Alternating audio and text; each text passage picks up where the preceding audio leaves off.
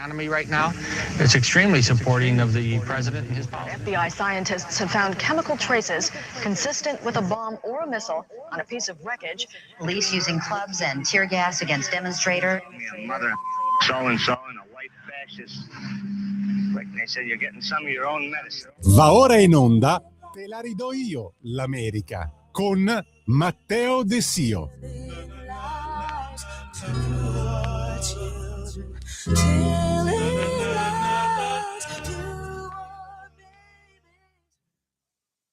Welcome everybody, buongiorno a tutte e a tutti, questa è Te la ridò io l'America, questo è il nostro appuntamento settimanale per parlare degli Stati Uniti, un paese che rimane importantissimo per il mondo occidentale, quindi cominciamo come sempre la settimana in maniera un po' più smart, come dicono gli americani. Iniziando con la notizia di politica interna, un Donald Trump che sembra voglia continuare nel 2026 questa politica ovviamente di controllo dell'immigrazione irregolare all'interno del proprio territorio, nonostante i tanti tentativi dei democratici di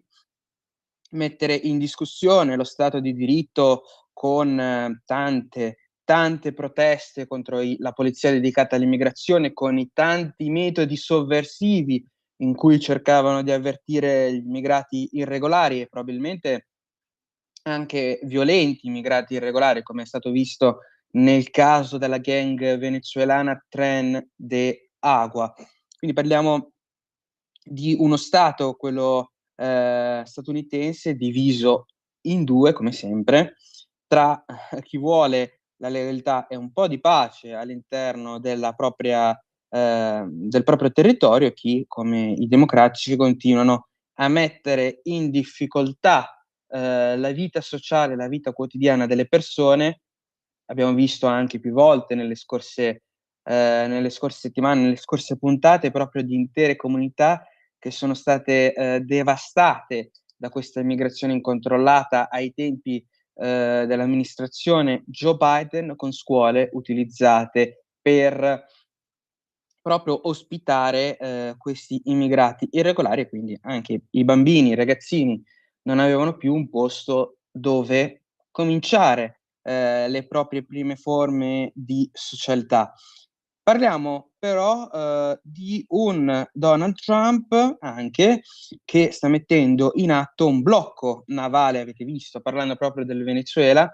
sulle coste del Venezuela, dove stanno fermando proprio con l'aiuto anche della Guardia Costiera americana le navi che trasportano il petrolio venezuelano. Parliamo addirittura di 3 navi in questo momento fermate e sembra proprio che Donald Trump poi, tra l'altro, sia intenzionato a immettere contro il Venezuela, contro lo Stato del Latino America, ulteriori sanzioni proprio per ridurre sempre di più la possibilità per lo Stato sudamericano, lo Stato socialista che però lascia proliferare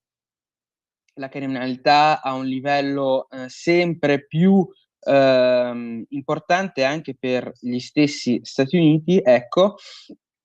parliamo di un Venezuela che rischia ulteriori sanzioni per diminuire la possibilità di elusione proprio dei sistemi di difesa sia militari sia ovviamente finanziari proprio nei confronti dello Stato a guida di Maduro. Parliamo anche di di Stati Uniti che per anni avevano tentato, tra l'altro, di creare questo sistema di difesa contro il Venezuela, ma proprio con Donald Trump finalmente sono riusciti a mettere in atto una mossa per mettere in difficoltà ancora di più un regime dittatoriale per davvero e non per finta, come dicono i liberals americani e i Dem italiani, parlando di Donald Trump o del governo Meloni. Parliamo anche di un The Donald, che è riuscito a mettere in atto una mossa che potrebbe causare sconcerto, diciamo, nei suoi sostenitori in Italia, ovvero parliamo della firma per quanto riguarda il mercato della cannabis negli Stati Uniti, proprio per agevolare alcune aziende e facilitare le normative proprio per queste importanti imprese negli Stati Uniti. E perché dico importanti? Perché, come forse ricorderete, ci sono tanti stati in cui la cannabis è legale negli Stati Uniti anche ad uso ricreativo. Parliamo quindi di Stati Uniti che hanno al proprio interno tantissime aziende che fanno leva su questo commercio. Quindi Donald Trump, da imprenditore, ha pensato di più ad agevolare un mercato come quello della cannabis, sia medica sia ricreativa, che è in netta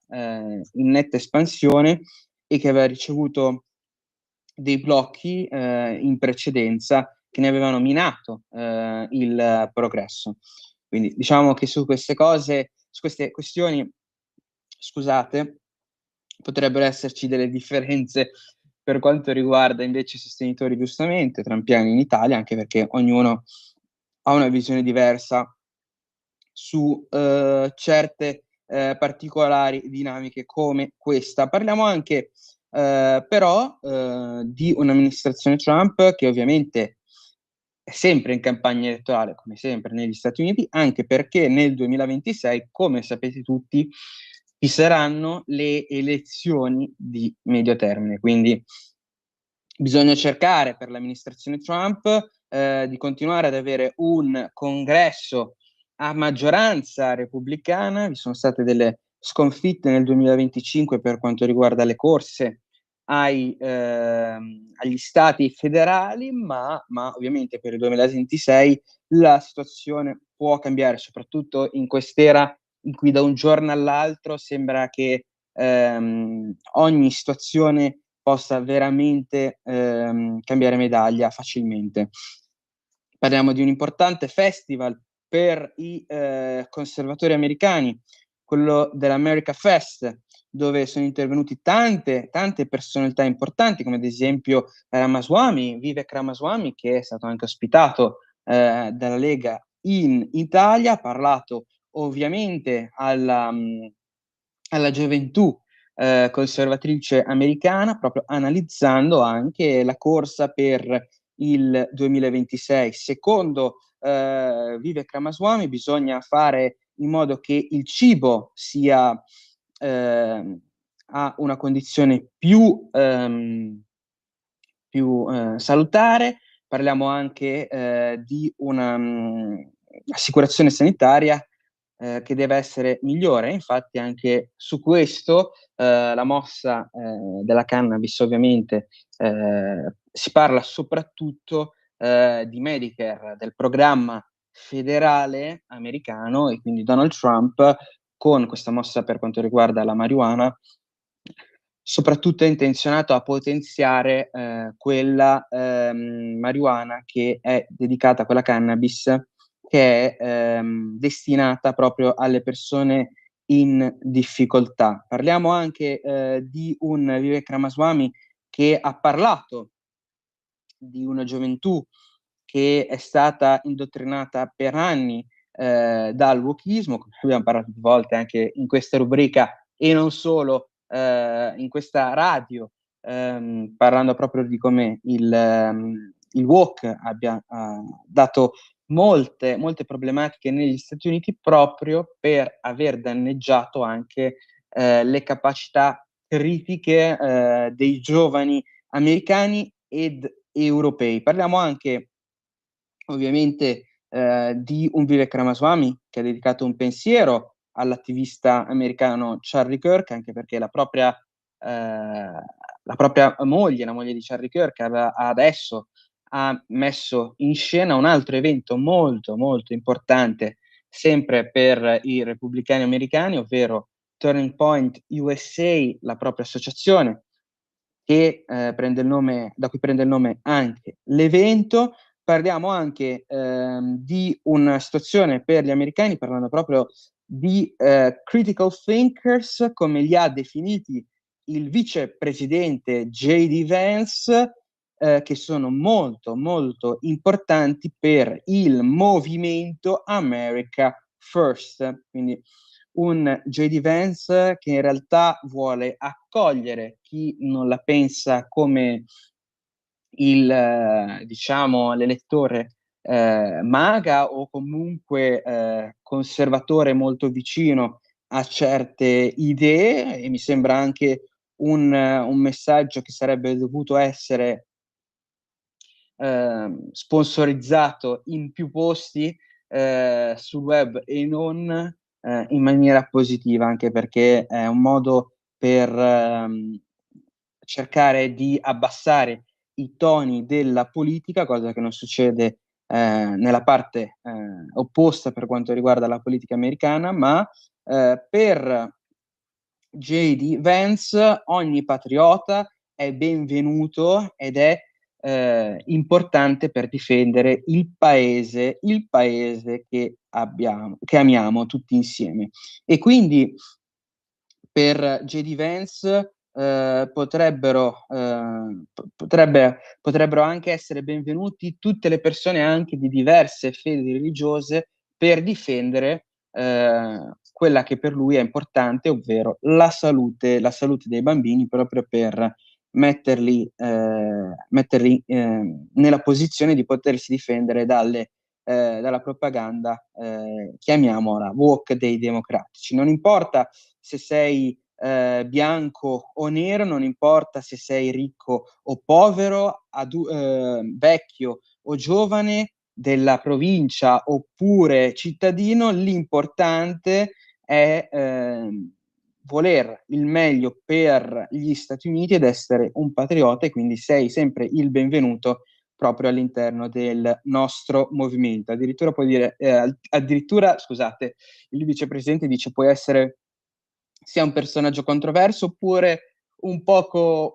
noioso. L'importante è pensare al bene comune. Parliamo anche di un vicepresidente, J.D. Vance, che ha dichiarato quanto fosse importante, tra l'altro, la religione nella vita del suo amico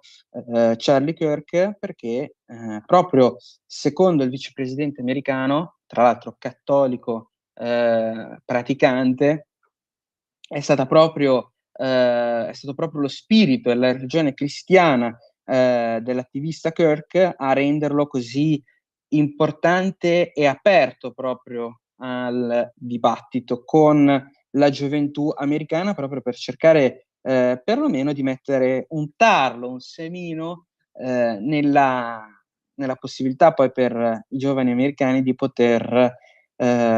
finalmente pensare anche a una visione diversa del mondo. Parliamo anche, avete visto sicuramente, gli Epstein Files, i dossier, i documenti per quanto riguarda l'isola di Epstein, il miliardario, il finanziere, che però in realtà utilizzava la propria isola privata soprattutto per connessioni, quindi non era solo questione di soldi propri personali, ma anche la rete che si era creata utilizzando le proprie conoscenze, ma anche purtroppo un commercio di minori. Ecco, sono stati rilasciati tanti nomi, purtroppo però senza molte volte mettere anche il contesto, e quindi si spera che in futuro l'amministrazione Trump rilasci completamente, o quella che verrà successivamente, rilasci completamente i files, proprio per mettere a tacere questa polemica che giustamente c'è, perché si parla di abuso e di prostituzione per quanto riguarda minori e di personalità molto importanti. Avete visto uno degli eredi, non eredi al trono, ma reali, come Andrew, avete visto anche una duchessa, addirittura Sarah Ferguson, avete visto personalità come Bill Clinton, quindi un ex presidente, avete visto anche lo stesso Trump, che però nei file per quanto riguarda i voli e per quanto riguarda i trascorsi nell'isola erano veramente cortissimi, e avete visto Michael Jackson, ora che è uscito, uno dei tanti nomi che sono usciti recentemente, proprio venerdì, quando l'amministrazione Trump ha cercato di desecretare alcuni dei file. Parliamo anche di Stephen Hawking, ad esempio, quindi bisogna sempre capire quando si tratta di personalità così importanti, sia per ovviamente per la cultura popolare americana, come Michael Jackson, oppure per il progresso, per la scienza, come Stephen Hawking, se utilizzassero l'isola di Epstein per sfruttare e abusare di minori, o se cercassero di utilizzare l'influenza di Epstein, nel caso ad esempio di uno scienziato importantissimo come Stephen Hawking, per l'utilizzo di fondi. Ecco, quindi vedremo in futuro anche questa importante tematica cosa ci dirà. E intanto, tornando alla politica, tornando ai democratici, il Partito Democratico, con le vittorie che sono riusciti a ottenere tramite le elezioni per i governatori, hanno deciso di non leggere, di non completare, tra l'altro, il rapporto, il dossier per quanto riguarda la sconfitta del 2024, che secondo loro distoglierebbe l'attenzione sul loro obiettivo finale, sulla loro missione principale. Quindi diciamo democratici che cercano di fare di tutto piuttosto che guardare in faccia alla realtà, piuttosto che migliorare anche per aiutare i cittadini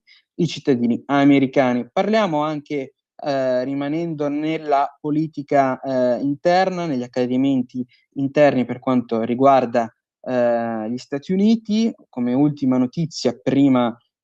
di lasciarvi, ovvero la scoperta del cadavere dell'attentatore che purtroppo ha coinvolto la Brown University, con purtroppo dei morti, con purtroppo anche dei feriti, che hanno messo ovviamente terrore negli studenti, nei giovani frequentanti di questa università molto molto importante degli Stati Uniti. Il cadavere, quindi parliamo di un attentatore che è stato trovato morto, che addirittura aveva lasciato la propria l'università stessa per recarsi in Portogallo e cercare di avere un lavoro nel settore IT, quindi come assistente per quanto riguarda i computer. Bisogna capire ovviamente quali fossero le motivazioni, perché ancora non sono chiare. Addirittura si è dibattuto sull'identità vera dell'attentatore. Vedremo cosa ci riserverà il futuro. Sembra proprio che però l'attentatore di questa università, che in realtà prima era un giovane, adesso è un 48enne portoghese, appunto, che era tornato poi in Portogallo per lavorare, sembra che però sia stato responsabile anche dell'omicidio, purtroppo, di un professore dell'MIT, quindi un professore di un'istituzione importantissima per gli americani. E con quest'ultima notizia il sottoscritto Matteo De Sio vi saluta, vi augura buone feste, una buona settimana a tutti, grazie per l'attenzione, grazie ancora, una buona giornata a tutti.